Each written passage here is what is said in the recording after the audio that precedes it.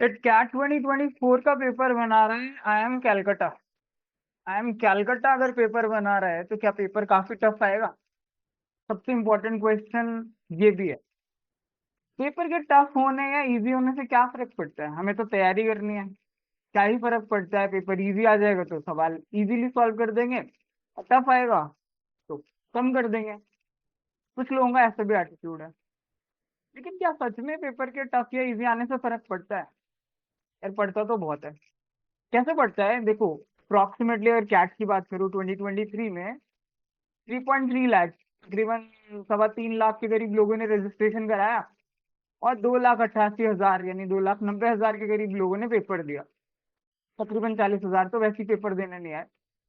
अब कैट 2023 जो पेपर आया है ना, वो पिछले 10 सालों में one of the toughest paper था। तो टफ पेपर था, कम स्कोर पे, लाइक 50 नंबर पे ही 90 के ऊपर परसेंटाइल बनी है। जब भी पेपर टफ होता है तो जो लोग ऐसे ही हमें उठ के बैठ जाते हैं ना पेपर में, जैसे 2,90,000 में से तकरीबन 1.5 लाख लोग ऐसे होते हैं जो ऐसे ही फॉर्म भरते हैं, 1-1.5 लाख, और आके बैठते हैं पेपर में। अगर पेपर इजी होगा तो ये लोग भी आराम से सॉल्व कर लेंगे बिना किसी एफर्ट लगाए, और तब कंपटीशन और बढ़ जाएगा। अगर पेपर इजी आता है तो इजी पेपर में कोई भी अटेम्प्ट करेगा, रैंडमली बैठते हैं लोग और 95 परसेंटाइल ले आते हैं।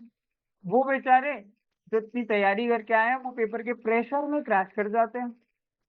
तो पेपर का टफ होना फायदेमंद है कि नुकसानदायक है? पढ़ने वालों के लिए तो बहुत फायदेमंद है, क्योंकि अगर पेपर टफ आएगा ना तो कंपटीशन सिर्फ पढ़े लिखे लोगों में रह जाएगा, और ये जो बाकी के लोग हैं जो फालतू में उठ के आए हैं वो पहले ही फिल्टर आउट हो जाते हैं, क्योंकि उनके बस की बात रहती नहीं है। एग्जाम्पल ले लो एलआरडीआई का। एलआरडीआई की पजल जैसे चार ही आएंगी लेकिन एक भी नहीं निकलेगी। क्यों? क्योंकि आपने तैयारी की नहीं है, आपकी लॉजिकल थिंकिंग है नहीं।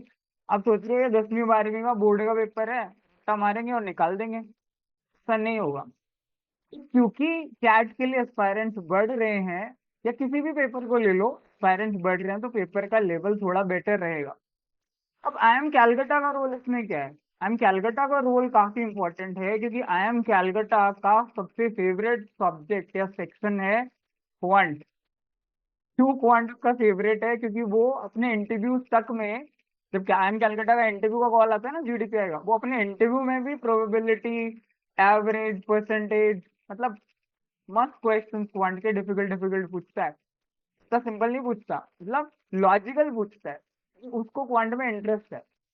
तो ये तो पक्का है, लिखवा लो कि क्वांट का सेक्शन आएगा थोड़ा बढ़िया। तो इसमें डरने की बात नहीं है। डरने की बात उनके लिए है जो बिल्कुल किताबें नहीं उठा रहे, जो पढ़ नहीं रहे। अगर आप पढ़ रहे हो तो आप डेप्थ पे फोकस करिए, एप्लीकेशन पे फोकस करिए।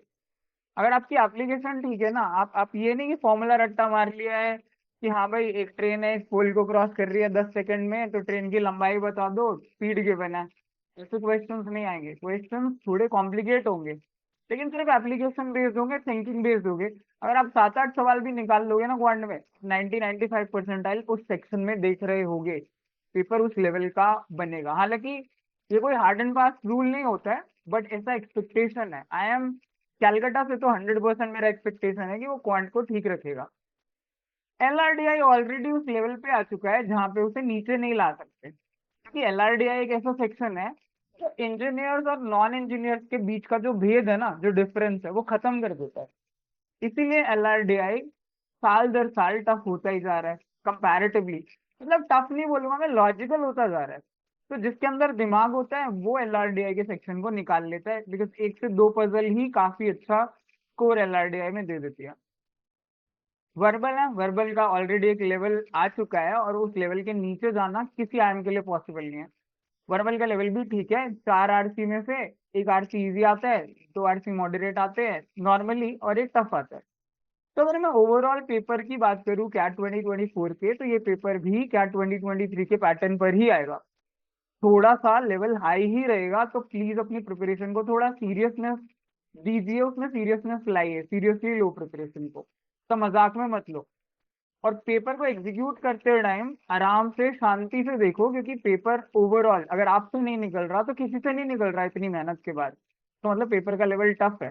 अगर क्वांट में 5-6 क्वेश्चन भी हो रहे हैं ना, it's more than enough. Focus on accuracy, not on attempt. Same way में पजल्स में अगर एक पजल बन रही है, एक बनाओ। एक पजल से भी इस बार 90+ परसेंटाइल बनी है LRDA सेक्शन में, सबको पता है। लोगों से एक भी नहीं बन पाई कई बार।